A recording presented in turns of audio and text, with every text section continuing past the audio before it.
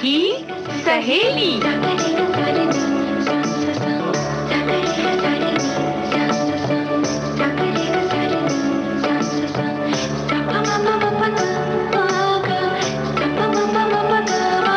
सखी सहेली।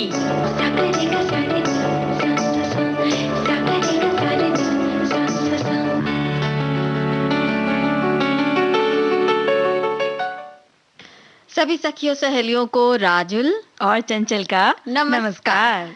चंचल, आज बहुत दिनों के बाद स्टूडियो में तुम्हारी ये मीठी मीठी मुस्कान बिखर रही है। कैसा लग रहा है? मुझे तो बहुत मजा आ रहा है। आज बहुत दिन बाद आपसे मिली हूँ तो मुझे भी बहुत अच्छा लग रहा है। मुझसे ही नहीं, सखियों से भी मिली हो आज तुम बहुत दिनों के बाद।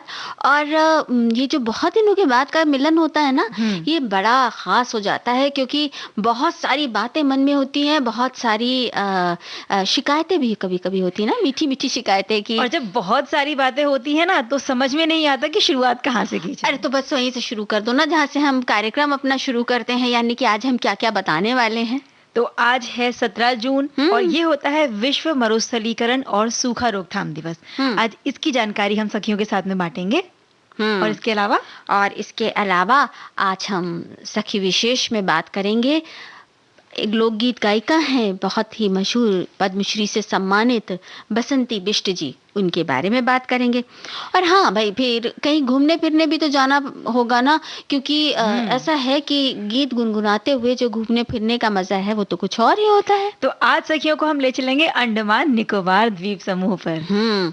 और बहुत खूबसूरत सी जगह है, इसके खूबसूरत नज़ारों की बात होगी। और साथ ही साथ अगर आप गए हो घूमने तो अपने अनुभव ज़रूर हमारे साथ साझा करें कि कैसी है वो जगह, क्योंकि बहुत से स्थान ऐसे, पर्यटन स्थान ऐसे हैं जहाँ पर हमारे जो साथ हैं, हमारे सुनने वाले श्रोता, वो हो आए हैं और उन्होंने वो जगह देखी हुई है। तो वो बात करते करते साथ साथ जब अपनी यादें ताज़ा करते चलते हैं तो बड़ा आनंद आता है।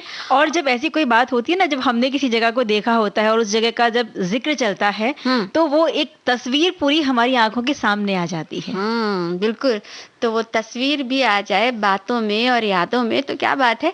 अच्छा हाँ, ये तो मतलब हम जब सारी बातें करते हैं तो बिल्कुल किसी चीज का भी ध्यान नहीं रखते, इस बात का ध्यान नहीं रखते कि हम कहीं पर अपने आप को रोक लें जब अपनों से मिलते हैं, खास तौर से।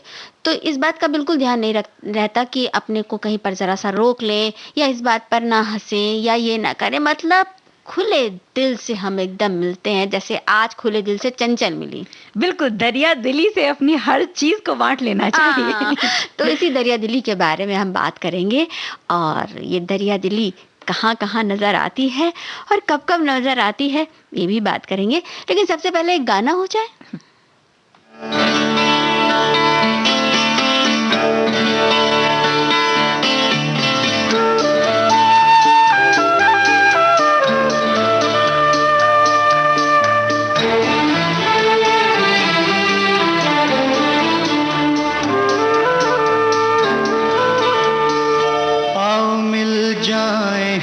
सुगंध और सुमन की तरह मिल जाए हम सुगंध और सुमन की तरह, एक हो जाए,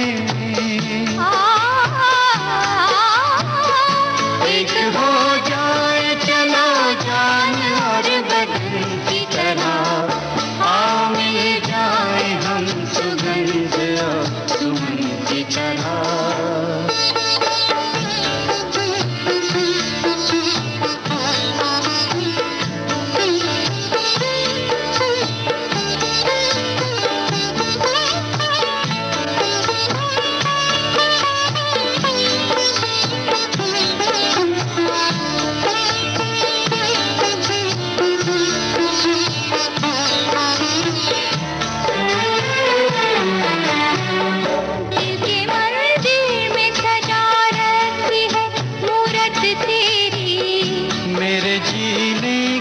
सूरत है ये सूरत तेरी, रात दिन साथ रहो, रात दिन साथ रहो, सीने में धड़कन की तरह। आओ मिल जाए हम सुगंध और सुमन की तरह।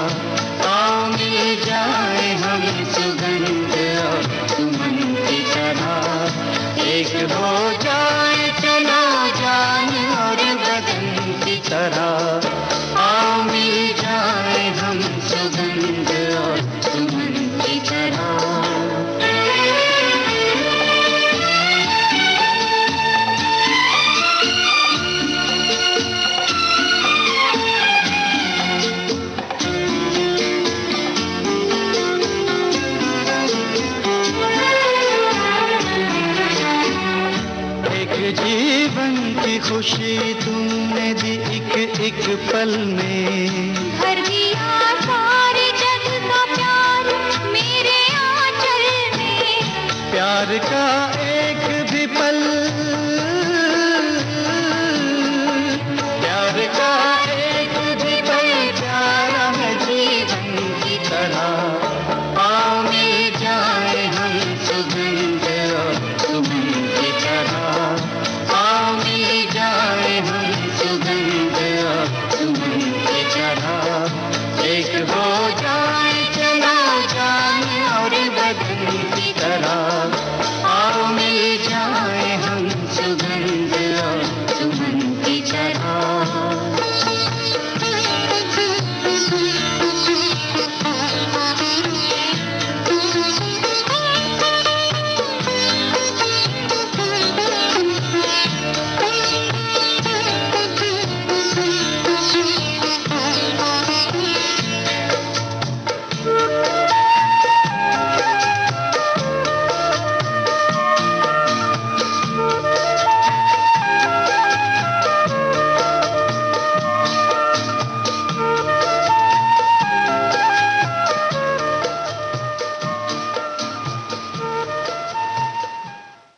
देखो भाई, सुमन खिले, उसकी सुगंध महके चारों ओर, उसके लिए जरूरी है कि हरी भरी वसुंधरा हो और हरा भरा संसार हो। बिल्कुल। और उसके लिए जो जहाँ पर सूखा बहुत जगह पर जहाँ पड़ रहा है, तो वहाँ पानी को बचाना है और उस धरती को, सूखी धरती को, बंजर धरती को हरा भरा करना है। हरा भरा करना है, लेकिन ये सूखापन होता क्यों है, ये भी एक जानने का विषय है। और इसी विषय पर ध्यान दिलाने के लिए एक खास दिन शुरू किया गया है, वो है विश्व मरुस्थलीकरण और सूखा रोकथाम दिवस। तो इस खास दिन पर हम इस बारे में, खास तौर से इस बारे में ध्यान देना चाहिए कि ऐसी कौन सी बातें हैं जिनकी वजह से, क्योंकि आज विश्व का एक बहुत बड़ा हिस्सा जो है वो धीरे धीरे मरुस्थल होता जा रहा है, यानी बंजर होता जा रहा है। अब वो धरती जहाँ पर कुछ भी नहीं जम सकता, जहाँ पर बिल्कुल फसल नहीं हो सकती, उस धरती के बारे में, और कभी वहाँ पर बहुत उपजाऊ जगह थी वो और खूब फसलें लहलाया करती थी, या खूब अच्छी सी क्यारियां थी, लेकिन फिर ऐसे धीरे धीरे धीरे करते करते ज़मीन सूखती जाती है और फिर वो वहाँ पर कुछ भी नहीं पैदा होता। तो ऐसी भूमि जो है वो ना होने पाए। बिल्कुल। और ये होता इसीलिए है क्योंकि जब अपनी ज़रूरत के मुताबिक हमें जब जगह चाहिए होती है, तो जब वहाँ पर पेड़ हैं, पौधे हैं, जंगल है, तो उनको काट कर हम अपने रहने की जगह बना देते हैं, या कल कारखाने वहाँ खड़े हो रहे हैं, हम फैक्ट्रियाँ बना रहे हैं, और उनसे निकला हुआ जो केमिकल है, जो रसायन पदार्थ होते हैं, वो उस धरती को और ज़्यादा बेजान या बंजर सा बना देते हैं। बिल्कुल सही। और फिर धीरे धीरे जब ऐसा होता है तो बारिश की कमी होने लगती है, और फिर वो धरती जो सूख रही है वो और ज्यादा सूखती जाती है। सही बात है। वैसे जो उपजाऊ धरती में हरियाली का अनमोल खजाना संजोने की शक्ति होती है, वो बेमिसाल है और वो बिल्कुल प्राकृतिक होती है। उसको अगर हम जो कृत्रिम कारण हैं, उनसे अगर हम, कृत्रिम उपायों से अगर हम उसे बढ़ाने की कोशिश करते हैं, तो यही धरती जो है अपनी उर्वरता, अपना उपजाऊपन खो देती है और उसमें कुछ भी नहीं पनपता, और धीरे धीरे जमीन जो है वो रेगिस्तान में बदल जाती है। राजुल जी, इसी चुनौती से निपटने के लिए अंतर्राष्ट्रीय प्रयासों को बढ़ावा देने के उद्देश्य से 1995 में संयुक्त राष्ट्र महासभा ने 17 जून को पहला विश्व मरुस्थलीकरण रोकथाम और सूखा दिवस मनाने की घोषणा की थी। अब ये घोषणा मतलब इस एक विश्व स्तर पर ये एक समस्या उभर कर खड़ी हुई थी, क्योंकि जब कभी हम विश्व स्तर पर देखते हैं कि कुछ चीज़ों का प्रभाव लगातार पड़ता जा रहा है, तब इस तरह की कोशिशें होती हैं। तो अभी अगर विश्व की बात करें तो जो उसका कुल क्षेत्रफल है उसका लगभग 20% हिस्सा जो है वो मरुस्थलीय हो चुका है जी। और सूखा ग्रस्त जो भूमि है वो भी काफी ज्यादा है, 1/3 हो गई कुल क्षेत्रफल की, तो ये मुश्किल चीज तो है। वाकई ये अगर 1/3 भूमि का जो है हम कह रहे हैं कि वो सूखाग्रस्त हो चुकी है, तो ये वाकई में चिंताजनक बात है। और इस पर सभी को सोचना चाहिए, सिर्फ किसी एक इंसान की या प्रशासन की ही ये जिम्मेदारी नहीं है। बिल्कुल। भारत में मरुस्थलीकरण एक प्रमुख समस्या बनती जा रही है राजुल जी, और आज बहुत सारे राज्य ऐसे हैं भारत में जो इस मुश्किल से जूझ रहे हैं, इसका सामना कर रहे हैं। मरुस्थलीकरण और सूखा के लिए जलवायु परिवर्तन तो जिम्मेदार है, साथ ही कहीं ना कहीं जाने अनजाने ही सही हम इंसान भी इसमें योगदान दे रहे हैं और इसे बढ़ावा कर दे रहे हैं। बिल्कुल बिल्कुल। और हमारे एक साथी ने लिखा भी है कि मरुस्थलीकरण जमीन का क्षरण है जो शुद्ध और अर्ध नर्म क्षेत्रों में विभिन्न कारकों की वजह से होता है, जिनमें विविध जलवायु और मानवीय गतिविधियां भी शामिल हैं। मरुस्थलीकरण मुख्यतः मानव निर्मित गतिविधियों के परिणाम स्वरूप होता है। विशेष तौर पर ऐसा अधिक चराई या भूमिगत जल के अत्यधिक इस्तेमाल और मानवीय एवं औद्योगिक कार्यों के लिए नदियों के जल का रास्ता बदलने की वजह से भी होता है। और ये सारी प्रक्रियाएं मूलतः अधिक आबादी की वजह से संचालित होती हैं। तो सही बात है, जब हम तुरंत ही पानी निकालते हैं टुल्लू पंप लगा के या कुछ पानी खींचने के लिए मशीन लगाते हैं, तो धीरे धीरे हम देखते हैं ना कि कहीं पर पहले तो पानी बड़े फ्लो से आ रहा था, पहले नहीं पंप लगते थे और ऐसे ही यूं ही पानी आता रहता था, छत पर चढ़ जाया करता था। चंचल, याद है वो दिन जब हम लोग छत पर सीधे सीधे पाइप लगाकर सिंचाई किया करते थे? तो कितना आसानी से हो जाता था, लेकिन फिर उसको टुल्लू पंप की जरूरत पड़ने लगी, क्योंकि जमीनी जो पानी है उसका स्तर भी दिन ब दिन घटता जा रहा है। वो पानी जमीन के भी और नीचे नीचे नीचे स्तर पर जा रहा है, इसीलिए हमें वो पंप लगाने पड़ते हैं और बहुत तेजी से, यानी कि जो बहुत ज्यादा हॉर्स पावर की मोटर लगा के उस पानी को हमें खींचना पड़ता है। और इससे जो है वो जल स्तर कम होता है। जमीन के अंदर का भी जल स्तर जो है वो धीरे धीरे गिरता जाता है। ये भी एक वजह है कि जो मरुस्थलीकरण हो रहा है उसका। तो मरुस्थलीकरण से अगर निपटना है तो फिर वृक्षारोपण करना चाहिए, वन लगाने पर ध्यान देना चाहिए, और जैसा कि हम लोगों ने कहा था भी, जल संसाधनों का संरक्षण और जल का विवेकपूर्ण उपयोग करें। हम बेमतलब कभी कभी फिजूल खर्ची करते हैं, पानी का बेतरह इस्तेमाल करते हैं और उसको बर्बाद करते हैं। तो इसको ना करके हम पानी का सही इस्तेमाल करें। और ये पानी का जो इस्तेमाल की बात आती है, इसमें महिलाएं पुरुष दोनों का ही हाथ होता है। कई बार नल चला दिया, कपड़ों में हम साबुन लगा रहे हैं, जब तक नल में पानी बाल्टी में बहे जा रहा है। कई पुरुष ऐसे होते हैं जब शेव कर रहे होते हैं तो वॉश बेसिन का नल चालू है और उनका वो ब्रश चला रहे हैं, जब तक वो नल में पानी बहता रहता है। तो ऐसी छोटी छोटी सी बातों पर हमें ध्यान देना होगा ताकि जो पानी की बर्बादी है ना हो। और जैसा भी आपने कहा कि वन लगाने हैं, पेड़ लगाने हैं, तो शहरों की जब बात आती है तो महानगरों में रहने वाले लोगों के पास में जगह की कमी होती है। बिल्कुल। तो हम, जैसे कि इन दिनों ऑक्सीजन की कमी हो रही है, तो पेड़ों से हमें ऑक्सीजन मिलता है, लेकिन घर में ही हम छोटे गमलों में किस तरह से पौधों को लगा सकते हैं, और वो पौधे जो खूबसूरत पॉट्स में घर की सुंदरता भी बढ़ती है और हरियाली भी रहती है। वो पौधे जो बहुत जल्दी से लग जाते हैं और बढ़ने लगते हैं। हरियाली हमेशा ही आंखों को सुकून देती है। बिल्कुल। और फिर वो ऑक्सीजन तो हमें देगी ही। तो घर पर हम जरूर से अपनी किसी भी खिड़की में या बालकनी में कुछ पौधे लगाएं, और सुबह सुबह वहां जाकर बैठने का एक आनंद भी कुछ और होता है। अच्छा, तो चंचल ने बता दिया सुबह सुबह क्या करती हैं। अच्छा, ये बताइए कि आपने अपनी बालकनी में कौन कौन से पौधे लगाए हैं? मैंने अपनी बालकनी में कुछ फूल लगा रखे हैं, गेंदे का फूल है और जासवंदी के फूल हैं, कुछ बेलें लगा रखी हैं और एक एलोवेरा का पौधा लगा रखा है जो खूबसूरत तो होता ही है, लेकिन साथ ही साथ खूबसूरती बढ़ाने में भी मददगार होता है। बढ़ाने में भी तो भाई चंचल ने तो ये सब कर लिया है। हमें भी इस ओर ध्यान देना चाहिए कि अपने घर में जहाँ पर भी जगह है, खुली जगह है, वहाँ पर हम पॉट्स में लगा सकते हैं पेड़।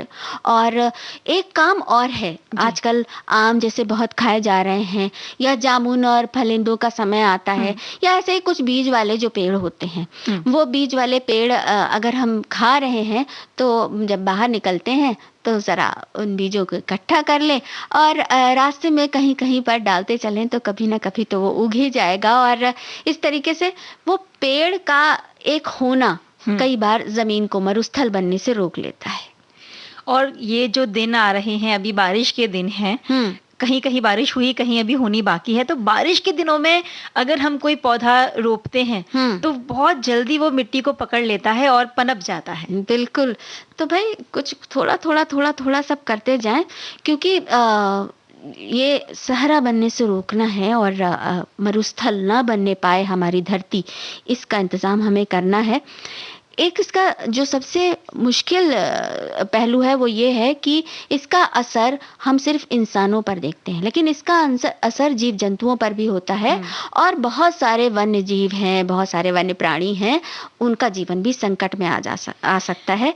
तो भाई कुछ ऐसी कोशिश करें, क्योंकि ये सिर्फ अगर हम ये कह दें कि किसानों को रासायनिक उर्वरक नहीं इस्तेमाल करने चाहिए या उनको खेती के लिए ऐसा, तो कुछ कुछ जिम्मेदारी हमारी भी है। हम कुछ अपने स्तर पर भी कुछ काम कर सकते हैं। भाई पेड़ काटकर हम अपने घर बनाने की बजाय पेड़ लगाकर हम एक छोटी सी गौरैया को उसका घर भी दे सकते हैं। क्या बात कह दिया क्योंकि वो एक पेड़ पर जाकर ही अपना घोंसला बनाकर खुश हो सकती है, चहक सकती है, फुदक सकती है। इसी बात पे एक गाना हो जाए जी।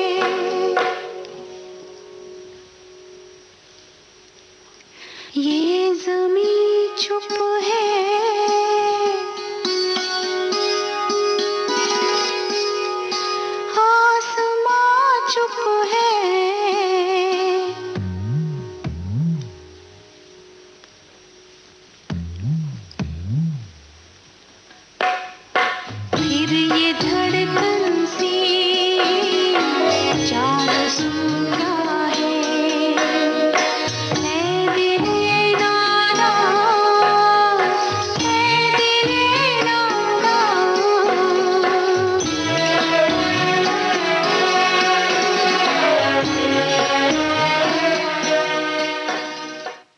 संगीत का ये अंदाज और उस पर चंचल की मुस्कान साथ हो तो कार्यक्रम में बहुत आनंद आता है, ये हम अपने सुनने वालों को बता रहे हैं। जब ये गाना बज रहा था तो मेरे ध्यान में वही एक दृश्य था जहाँ वो रेगिस्तान ही रेगिस्तान है, जहाँ नायिका चलकर इस गाने को गा रही है। ऐसी कई फिल्में हैं जो रेगिस्तानी इलाकों में फिल्माई गई हैं और फिल्मांकन के लिहाज से रेगिस्तान, हालांकि उनका भी अपना भौगोलिक महत्व है, लेकिन एक उपजाऊ जमीन रेगिस्तान बनना ये बहुत बड़ी त्रासदी, बहुत बड़ा संकट, बहुत दुखद है।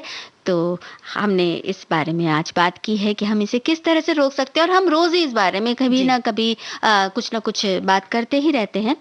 अभी जैसे कि संगीत की बात हो रही थी और हम लोग ये सुनते हुए कह रहे थे कि कितना ऊंची स्केल है और कितनी ऊंची आवाज तक जाती है।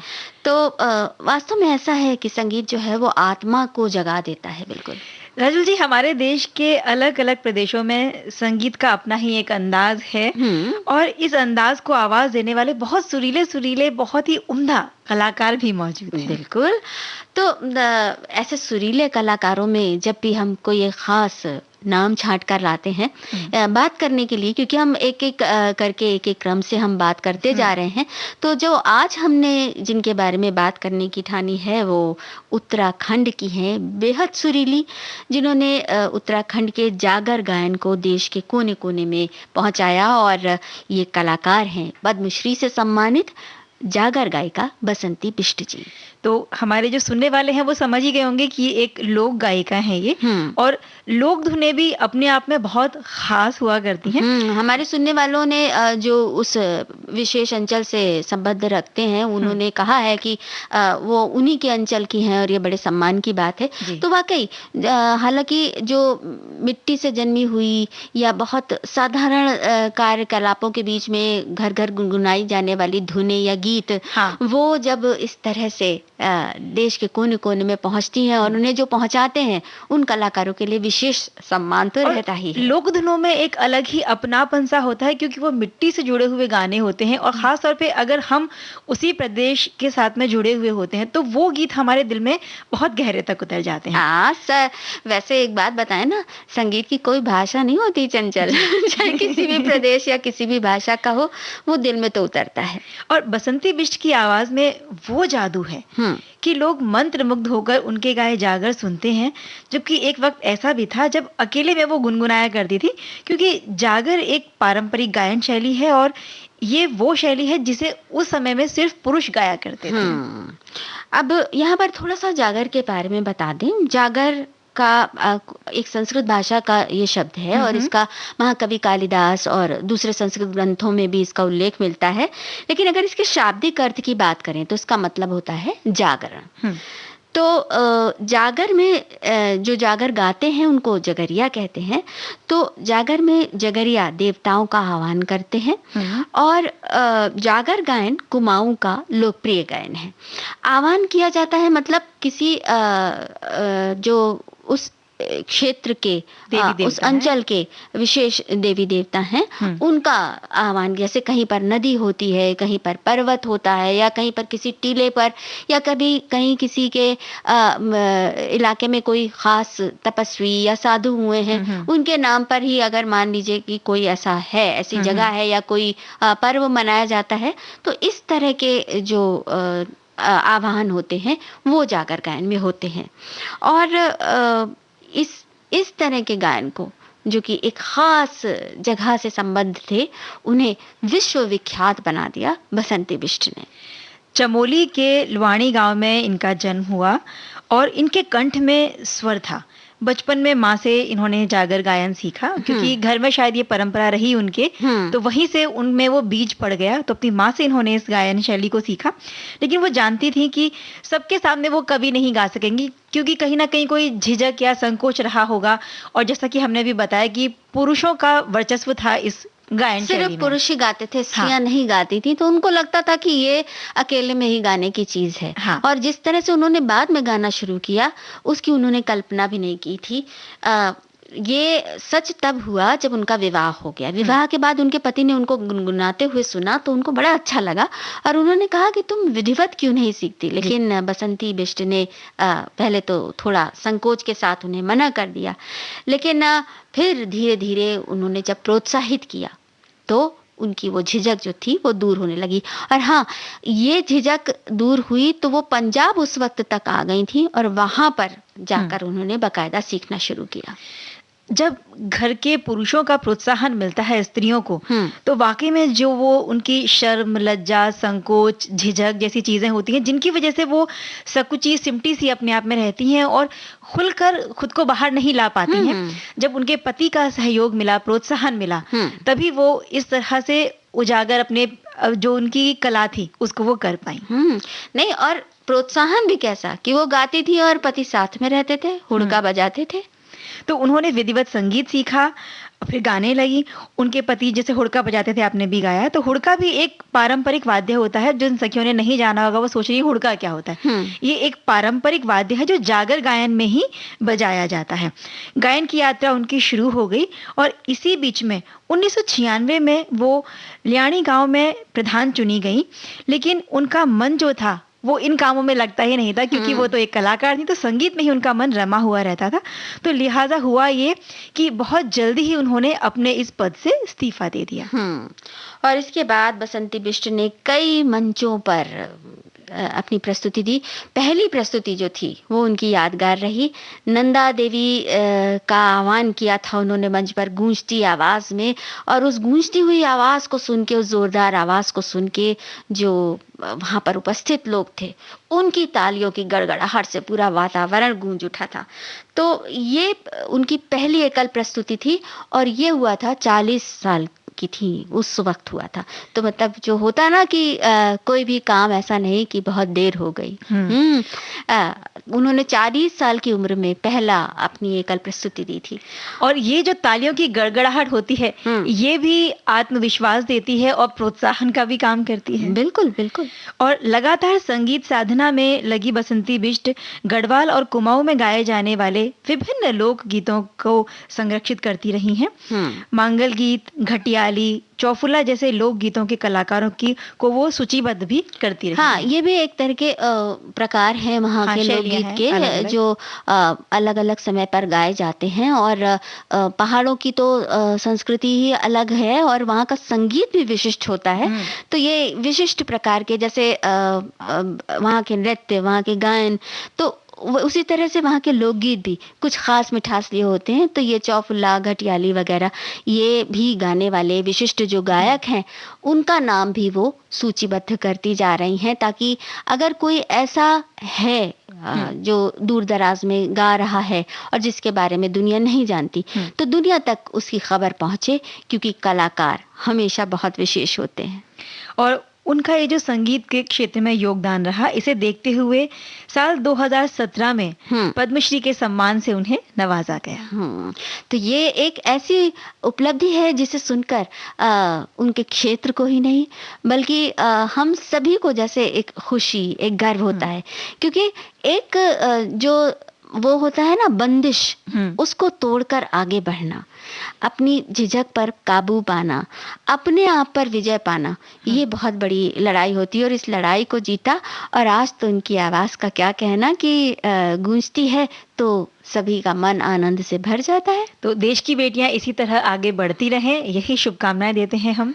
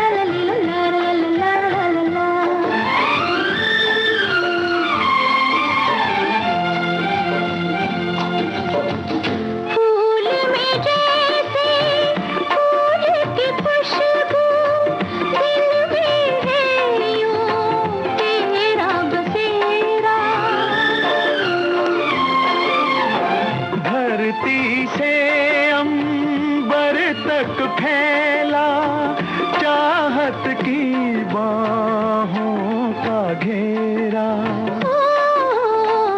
हो नीले पर्वतों की धारा आई ढूंढने किनारा, बड़ी दूर से सबको सहारा चाहिए, कोई हमारा चाहिए।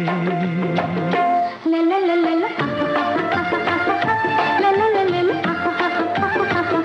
ला ला ला ली ला ला ला ला ला ला ला, ली ला ला ला ला ला ला ला ला ला।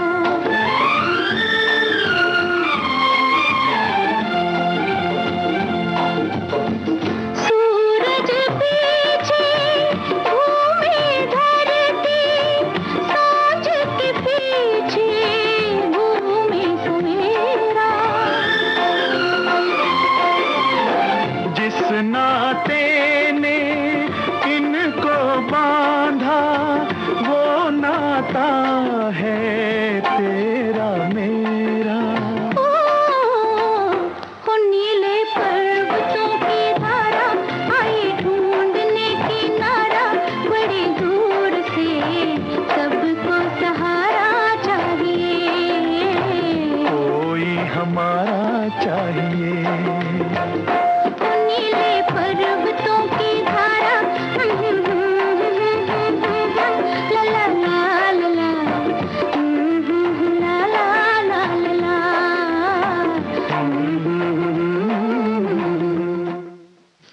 चंचल, हमारे जो सुनने वाले हैं वो बड़े ध्यान से सुन रहे थे और मरुस्थलीकरण के बारे में उन्होंने एक जानकारी हमारे साथ साझा की कि इसके लिए जल संरक्षण का भी इंतजाम होना चाहिए। मतलब और ये जल संरक्षण हम अपने स्तर पर कर सकते हैं। लिखा है इन्होंने कि मरुस्थल भूमि को हरित भूमि में बदलने के लिए उत्तराखंड सहित पहाड़ी राज्यों में खालों के निर्माण, चेक डैम ये सब बन रहे हैं और ये ज़रूरी भी हैं क्योंकि इससे जब बरसात होती है तो जल संरक्षण होता है, जिससे भूमिगत जल का स्तर बना रहता है और ज़मीन में नमी रहती है। इससे हरियाली भी होती है और जीवन के लिए जल स्रोत भी प्राप्त होते हैं। तो ये चीज़ हम और जगह भी अपना सकते हैं इस बात को ध्यान में। और बहुत से स्थान ऐसे हैं जहाँ पर बड़ी सफलतापूर्वक इस तरह के काम हो रहे हैं कि जल संरक्षण किया जा रहा है। वाटर हार्वेस्टिंग एक खास नाम दिया गया है और इस के तहत बहुत सारे टैंक वगैरह खोद के जगह जगह पर ये काम किया जा रहा है। मतलब आपको पानी की गहराई, भूमि की गहराई से पानी निकालने की जरूरत नहीं है। जो बारिश का पानी है उसी को आप संरक्षण कर सकते हैं उसी का। और एक होती है जगह काला पानी। हालांकि पानी का रंग काला नहीं होता है, ये एक सजा हुआ करती थी काले पानी की, जो एक जमाने में जो स्वतंत्रता सेनानी उस संग्राम में जिन्होंने हिस्सा लिया, जो आजादी की लड़ाई लड़ रहे थे, उन्हें काले पानी की सजा सुनाई जाती थी। और ये काले पानी की सजा जिस जगह उन्हें भेजा जाता था वो जगह कौन सी हुआ करती थी बताइए। वो तो होती थी, हमारे सभी सुनने वालों ने भी जान लिया है, अंडमान निकोबार जी। ये कहा जाता था। तो एक बात ये है कि काले पानी की सजा इतनी कठिन हुआ करती थी कि उसके लिए अगर कभी एक बाकायदा मुहावरा बन गया और कहा जाने लगा कि कोई किसी के ऊपर भी कोई बहुत बड़ी संकट या कोई मुश्किल तो या कोई बहुत आपत्ति झेल कर आया है, तो ये कहा जाता था कि ऐसा लग रहा है जैसे काले पानी की सजा काट कर आए हैं। तो इतना मुश्किल होता था। ये मुश्किल आज भी इस मुश्किल के निशान हैं उस जगह पर। हम उसके बारे में भी बात करेंगे, लेकिन सबसे पहले अंडमान और निकोबार द्वीप समूह के बारे में बात कर लें कि नाम से जैसा कि स्पष्ट है, बहुत सारे द्वीप हैं यहाँ पे। कई पानी से घिरी हुई ये एक जगह है जहाँ भी आप नजर डालेंगे दूर दूर तक आपको पानी यानी समंदर ही समंदर नजर आएंगे। सिर्फ टापू है वहां पर, द्वीप हैं। अंडमान और निकोबार द्वीप समूह, जैसा कि नाम से पता लगता है कि बहुत सारे द्वीपों को मिलाकर बना है और इन द्वीपों में छोटे बड़े हर आकार के अलग अलग द्वीप हैं और इनकी संख्या लगभग 572 है। इनमें से कुछ द्वीपों पर लोग रहते हैं, मतलब जितने पूरे 572 हैं ऐसी जगह नहीं कि सभी जगह पर लोग रहते हैं, वहां पर आवास से बने हुए कुछ स्थान ऐसे हैं जहाँ पर आबादी नहीं है या जहाँ पर अगर आबादी है तो वहां पर वहां के जो जनजातियां हैं वो रहती हैं, क्योंकि अंडमान और निकोबार में आज भी जनजातियां रहती हैं और ये जनजातियां ऐसी हैं जो अभी भी बाहरी लोगों से, बाहरी दुनिया से जिनका संपर्क नहीं है और वो थोड़ा दूर ही रहती हैं, तो उन्हें बिना छेड़े उन्हें मुख्य जीवन धारा में लाने के प्रयास अपनी जगह पर है, लेकिन उनके जो सामान्य जीवन को बिना डिस्टर्ब किए हम उस जगह का आनंद ले सकते हैं बतौर पर्यटक, और साथ ही साथ हम उस जगह की जो ऐतिहासिक पृष्ठभूमि है उसके बारे में भी जान सकते हैं।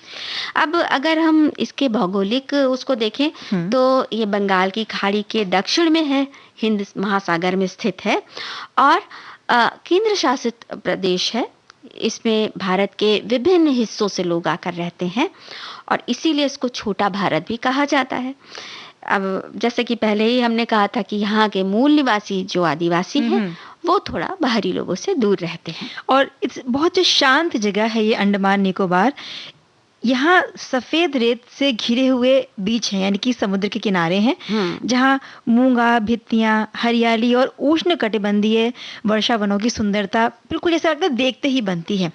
और इसके आकर्षण में बनकर बहुत सारे लोग यहाँ का पर्यटन का मजा उठाने के लिए, आनंद लेने के लिए चले आते हैं घूमने फिरने के लिए। मूंगा भित्तियां मतलब मूंगे की दीवारें, तो सोचो कितना सुंदर लगता होगा। अच्छा, ये प्राकृतिक सौंदर्य यहाँ चारों तरफ बिखरा हुआ है और साथ ही साथ ये है कि जो दूसरी जगह हैं उन पर आम जिंदगी जैसा, मतलब इतना भयानक शोर शराबा जैसे महानगरों में होता है या आम जनजीवन में जो एक चारों ओर से एक शोरगुल सा गूंजता रहता है, या तो आपकी व्यस्तता का या आपकी दिनचर्या का, तो वो सब यहाँ पर आपको तो नहीं बिल्कुल मिलेगा। जब छुट्टियां मनाने लोग जाते हैं तो ऐसी ही या तो शांत जगह को चुनते हैं या तो पर्वतों की जो जहाँ श्रृंखलाएं ज्यादा हैं उन जगहों को चुनते हैं, या फिर जो प्रकृति प्रेमी लोग होते हैं वो ऐसी जगह पर बहुत जाना पसंद करते हैं। बिल्कुल, क्योंकि भाई यहाँ पे दुर्लभ वनस्पतियां मिलती हैं और बहुत ऐसी हरियाली मिलती है कि जी खुश हो जाता है। और एक बात और है, अतीत की स्मृतियां वो यहाँ पर बड़े आपको चौंका देती हैं, कभी कभी आपका को अंदर से विह्वल कर देती हैं, मन भर आता है। और इस तरह एक जो होता है ना कि सुंदरता भी है और साथ में अतीत की यादें भी हैं, वो भी है, इतिहास भी है और आंखों का सौंदर्य भी है, तो वो जगह इसीलिए बहुत ज़्यादा खास बन जाती है। इसमें समुद्री जीवन के बारे में जिनको बहुत जानने में दिलचस्पी होती है, जिन्हें समुद्री जीवन समुद्र के आसपास रहने का शौक है, समुद्र देखने का, और जिनको पानी में क्रीड़ाएं करने का शौक है, जैसे जो होती है ना, आप स्कूबा डाइविंग कर सकते हैं या और जो दूसरी तमाम जल क्रीड़ाएं होती हैं, तो उनको जिनको शौक है उन्हें अंडमान निकोबार बहुत पसंद आता है। और जैसा आपने कहा कि अतीत की कुछ कड़वी यादों के बारे में जिक्र किया, तो अंडमान निकोबार में आज भी खड़ी है वो सेल्यूलर जेल की इमारत जहां पर स्वतंत्रता संग्राम के जो सेनानी थे उन्हें रखा जाता था। ऑक्टोपस की तरह 7 शाखाओं में एक ही जेल है जो फैली हुई है, लेकिन अब केवल 3 अंश ही इसके बचे हैं, पूरे 7 अंश नहीं हैं। जेल की कोठरियों की दीवारों पर शहीदों के नाम आज भी यहाँ लिखे हुए देखे जा सकते हैं। यहाँ एक संग्रहालय में वो तमाम अस्त्र शस्त्र भी रखे हुए हैं जिनका इस्तेमाल किया जाता था उन स्वतंत्रता सेनानियों को उत्पीड़न करने के लिए, उनको यातनाएं देने के लिए, क्योंकि काले पानी की सजा ऐसी होती थी ना कि वो जिस चीज के लिए लड़ रहे हैं उनसे उन्हें दूर करना होता था ताकि वो आजादी की लड़ाई को छोड़ दें। तो उन कोठरियों की जब बात की चंचल, तो ध्यान आ गई वो कोठरियां कि बहुत छोटी छोटी कोठरियां कि आप उसमें ठीक से अपने हाथ पांव भी ना फैला सके, और खिड़की बहुत दूर पर जरा सा रोशनदान, और मतलब दिन है कि रात है आपको पता ही ना चले, इतना अंधेरा होता था। आप सूरज की रोशनी देखने को तरस जाएं, ऐसी जगह।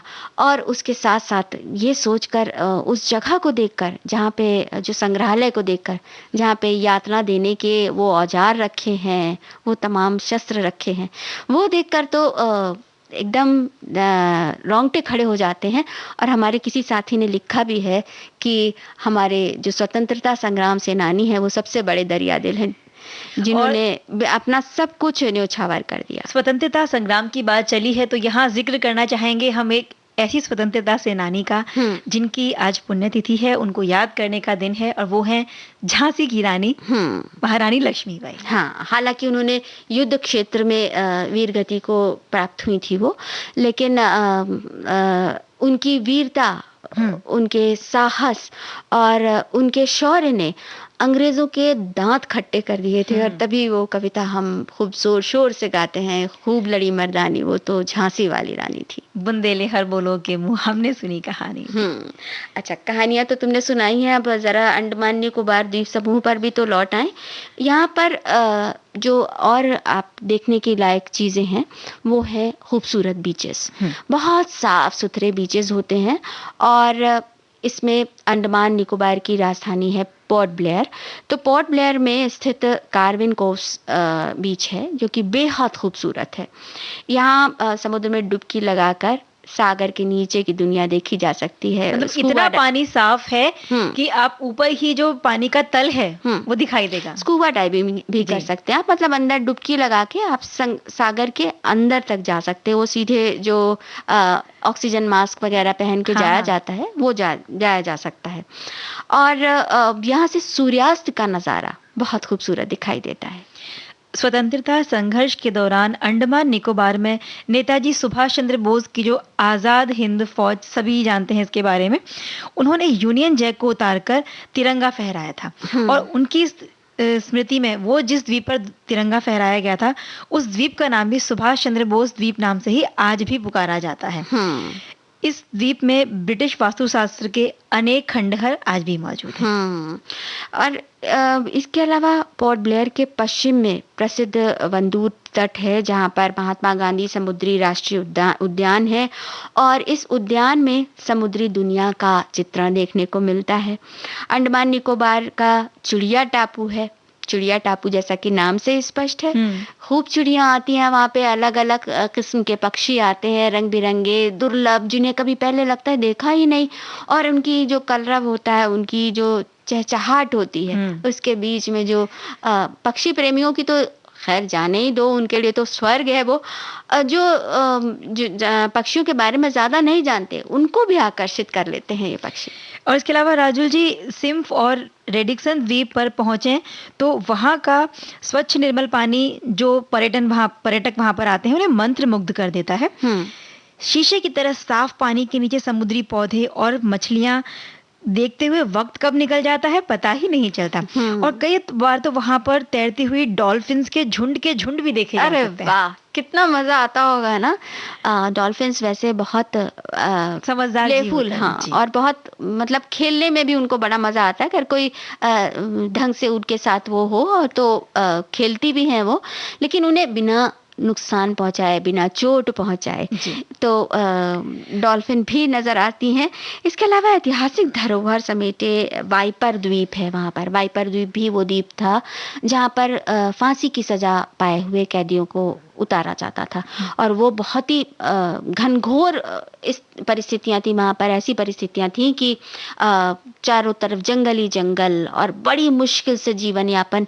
तो वाइपर द्वीप अभी भी वहां पर ऐसे निशान है कि देखकर कलेजा एकदम कांप उठता है, क्योंकि समंदर से घिरा हुआ जब टापू होता है तो वहां पीने के पानी का संकट सबसे बड़ा होता है, और समुद्री जल जो है वो पीने योग्य नहीं होता। तो हर चीज की दिक्कत, मतलब ये तो धीरे धीरे करके बसा, टापू तो धीरे धीरे करके बसा, लेकिन इससे पहले कितनी दिक्कत होती होगी।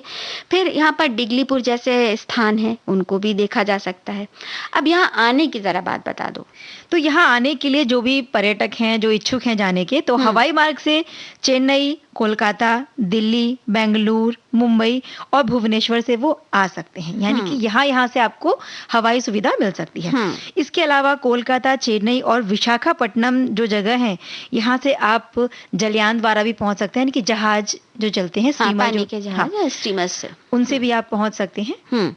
तो भाई आप बिल्कुल तैयारी, जब ये सब कुछ सुरक्षित हो जाए और जब आप बाहर निकलें तो एक बार अंडमान निकोबार घूमने के बारे में भी सोचें। और हमारे एक जो सुनने वाले हैं उन्होंने बताया भी है कि वो घूम के आ चुकी हैं और बड़ी खूबसूरत जगह है और वहाँ पर उन्होंने बंदरगाह और बड़े-बड़े स्टीमर्स देखे।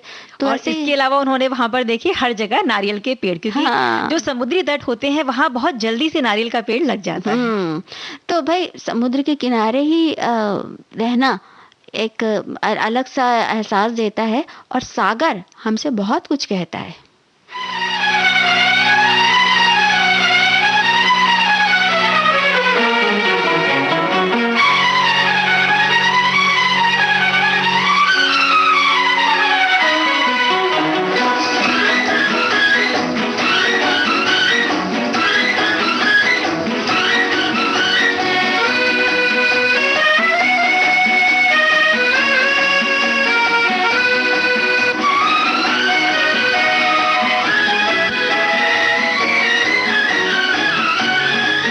सागर पे आज मौजों का राज बेचैन है नजारा, शायद वो आए दिल ने जिन्हें पुकारा। सागर पे आज मौजों का राज बेचैन है नजारा, शायद वो आए दिल ने जिन्हें पुकारा।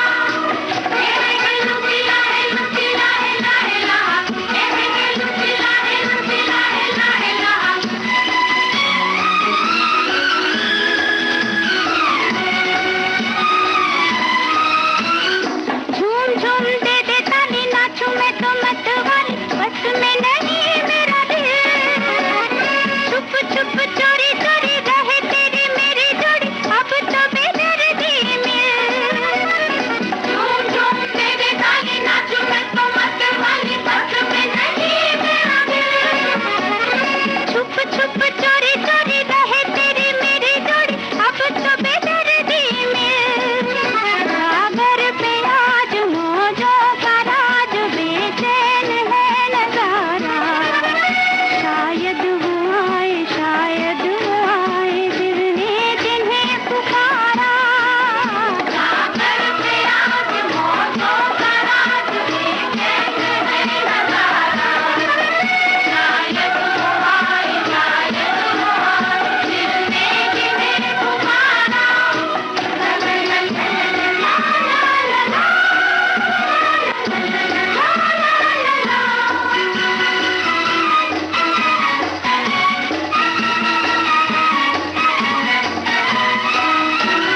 सागर के किनारे जाऊं, तुझको पुकारे जाऊं, लहरों के संग डोलूं। मौजों से कहूं के जाऊं, पिया को बुला लाऊं, जिनकी हूँ अब होलूं।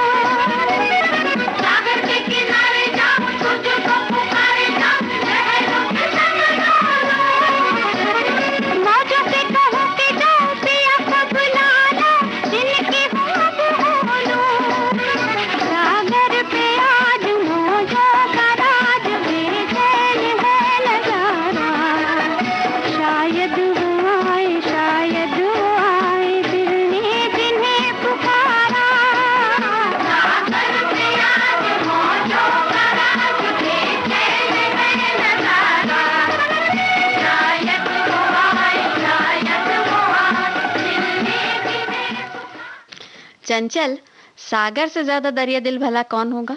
बिल्कुल सही बात है। देखो सबसे- हमारे एक सुनने वालों ने अपना संदेश भी भेजा है। उन्होंने लिखा है कि दरिया दिली का मतलब अपने जिगर को दूसरों के लिए, परमार्थ के लिए सकारात्मक सोच रखते हुए सहायता करना है। यही सच्ची दरिया दिली है। आपका दिल दरिया है मतलब आपका दिल समुंदर है, और समुंदर कभी भी नहीं सूखता। न धूप कितनी भी तेज हो, अर्थात आप जो भी मदद करेंगे उससे आपको कोई भी फर्क नहीं पड़ेगा, बल्कि आप परमार्थ के काम में यश कमाएंगे। बहुत अच्छी बात लिखी है। एक दूसरे श्रोता हैं, उनका संदेश में पढ़ती हूँ। ये लिखते हैं, दरिया दिली यानी दिल की उदारता। ये इंसान का प्राकृतिक विशेष गुण है। किसी के कठिन समय में बिना स्वार्थ, बिना किसी हेतु खुले दिल से किसी की मदद की जाती है, उस इंसान को दरिया दिल इंसान कहा जा सकता है। और ये सच है कि वृक्ष अपने फल नहीं खाते, नदी अपना जल नहीं पीती, ऐसे ही इंसान का जीवन भी खुद के लिए नहीं बल्कि दूसरों के लिए है। आज की दुनिया बहुत कठिन दौर से गुजर रही है। ना जाने कितने लोग हैं जिनके रोजगार छिन चुके हैं, कितने बच्चे हैं जिनके माँ बाप नहीं रहे हैं अभी। ऐसे में हम सबका कर्तव्य है कि हम एक दूसरे की मदद के लिए आगे आएं और हमारे पास जो भी है उसे एक दूसरे से बांटने की बहुत ज्यादा आवश्यकता है। तो चले आज हम भी संकल्प करें कि एक दूसरे की मदद करेंगे और दुनिया को दरिया दिली का परिचय भी देंगे। वैसे दरिया दिली जो है वो एक स्वाभाविक गुण है और हमारे एक अन्य श्रोता ने ये कहा भी है कि ये सब में नहीं होता। हाँ, क्या कह रही थी? लिखते हैं अंत में, चैरिटी बिगिंस फ्रॉम होम। बिल्कुल सही बात, खुद से शुरुआत हमें करनी है। बिल्कुल सही बात है। और इनकी इस बात से एक किस्सा याद आ गया। विनोबा भावे जब छोटे थे तो एक बार उनकी माँ के पास उनकी पड़ोसन ने अपने बच्चे को छोड़ा। उनको कहीं जाना था और वो छोड़ के एक लंबी यात्रा के लिए उनको जाना था, तो उन्होंने विनोबा भावे की माँ के पास छोड़ दिया उस बच्चे को और खुद चली गई। अब माँ जो थी वो दोनों बच्चों को बहुत प्यार से रखने लगी, लेकिन ये देखा था छोटे से विनोबा ने कि माँ जो है उनकी रोटी कभी कभी सूखी दे देती है, लेकिन पड़ोसी के बेटे की जो रोटी है वो ज़रूर घी से चुपड़ती है। तो भाई बच्चों को तो ये लगता ही है ना कि मतलब हमारी मम्मी कैसे ऐसा कर रही हैं, दूसरे बच्चे को ज़्यादा प्यार कर रही हैं। तो उन्होंने एक दिन माँ से इसका कारण पूछा, तो माँ ने हंसते हुए उनसे कहा था कि बेटा ये तो तुम तो अपने ही बच्चे हो, हाँ, उस बच्चे का भी तो सोचना है ना। उसकी माँ यहाँ पर नहीं है, उसके घर पर नहीं है वो, तो बहुत सी चीज़ों के लिए वो व्याकुल होता होगा, बहुत सी चीज़ों के लिए सोचता होगा। तो इसलिए मैं उसको ऐसा नहीं महसूस होने देना चाहती कि वो घर पर नहीं है। तो ये बात बड़ी जैसा कि हमारे एक सुनने वाले ने लिखा भी है कि सबके अंदर ये दरिया दिली नहीं होती, लेकिन अक्सर हम लोग कहते तो हैं, ये बात मानते तो हैं, जब हम ज़रा से पैसे ज़्यादा खर्च कर लेते हैं तो हम कहते हैं कि हम बड़े दरिया दिली से रहते हैं, या हम बहुत किसी को अगर थोड़ी सी सहायता दे देते हैं, जैसे आजकल का मुश्किल दौर है और उसमें भी जो सहायता देने वाले लोग हैं वो सहायता देते समय कुछ फ़ोटो भी खिंचवाते हैं और उसके बाद अपनी दरिया दिली का बाकायदा प्रमाण लेकर चलते हैं, तो ऐसा भी होता है। लेकिन असली दरिया दिली या असली दान वही है, अगर एक हाथ से आपने दान दिया तो आपके दूसरे हाथ को भी खबर ना हो। उसका बहुत ज़्यादा हमें ढिंडोरा नहीं पीटना है, उसकी चर्चा हमें बहुत ज़्यादा नहीं करनी होती है। अगर आपकी प्रशंसा या आपकी दरिया दिली को दूसरों ने चीज़ को देखा और उसको लेकर वो अभिभूत हैं, तो मान लीजिए कि आपका जो भी आपने किया है वो कहीं ना कहीं सफल हो गया। दरिया दिली किसी को प्रभावित करने के लिए नहीं होती, दरिया दिली आपके अपने संतोष के लिए होती है। और हाँ, फिजूल खर्ची कभी भी दरिया दिली नहीं होती। दरिया दिली आपके विचारों में भी हो सकती है, आपकी जीवन शैली में भी हो सकती है, आपकी भावनाओं में भी दरिया दिली हो सकती है कि आप अपने से विपरीत विचारों को, अपने को सूट ना करने वाली भावनाओं को भी कितना स्थान देते हैं। बिल्कुल ज़रूरी नहीं कि मन में प्रतिशोध की भावना को लेकर हम आगे चलें कि अगर किसी ने हमारे साथ में कुछ गलत किया, कुछ हमारा बिगाड़ दिया, तो हमारे मन में ये भावना है कि नहीं, इसने हमारे साथ ये किया है ना, समय आने पे हम भी इसको दिखाएंगे और मौका ढूंढते रहे। तो यहाँ दरिया दिली हमें कुछ इस तरह से दिखानी है कि जो हुआ उसे भूल कर हम आगे बढ़ जाएं, उसे माफ कर दें, क्योंकि माफी मांगना और माफ करना ये दोनों अपने आप में बहुत बड़े काम हैं और ये एक दरिया दिल व्यक्ति ही कर सकता है। और जैसे कि महाप्राण निराला किया करते थे कि कड़कड़ाती ठंड में भी वो अपने बदन का गर्म कपड़ा उतार कर किसी ठंड में ठिठुरते हुए किसी गरीब इंसान को दे दिया करते थे। तो ये दरिया दिली की कभी कभी अपना भी थोड़ा सा नुकसान सहकर दूसरों की मदद की जाए तो उससे जो सुख मिलता है उसका क्या कहना। और चंचल, मुझे पता है कि तुम गाने के लिए कहने वाली हो, तो चलिए सुना दीजिए। चेहरे से जरा आंचल जब आपने सरकाया, दुनिया ये पुकार उठी, लो चांद निकल आया। चेहरे से जरा आंचल जब आपने सरकाया, दुनिया ये पुकार उठी, लो चांद निकल आया।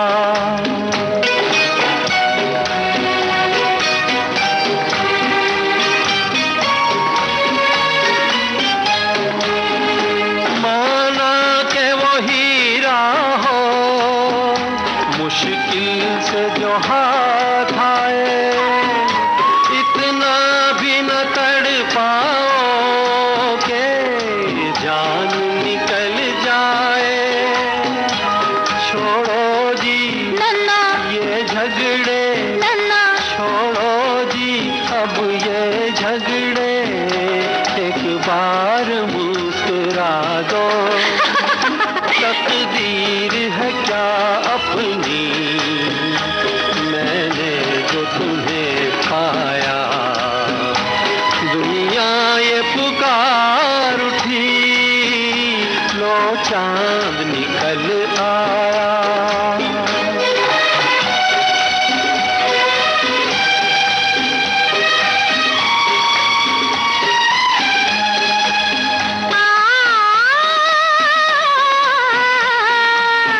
ओहो ओहो आहा आहा।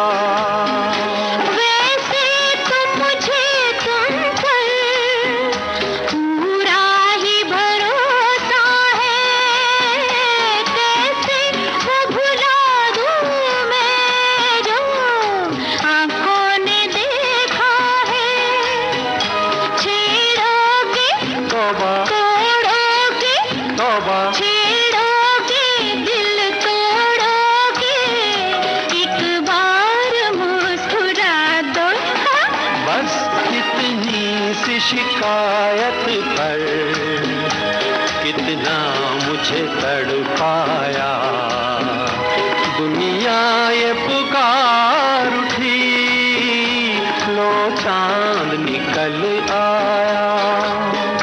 चेहरे से जरा आंचल जब आपने सरकाया। और वो सरकते हुए आंचल के पीछे से चंचल का मुस्कुराता हुआ चेहरा नजर आया। बिल्कुल, उसमें आया ना एक बार मुस्कुरा दो। तो बहुत प्यारा सा गीत। और अब इस गीत को सुनते हुए जो हमारे सुनने वाले मुस्कुराए हैं उसके लिए बहुत बहुत शुक्रिया। अब इजाज़त लेने का वक्त आ गया है, तो सभी सुनने वालों को, सभी सखियों को राजुल और चंचल वर्मा का नमस्कार।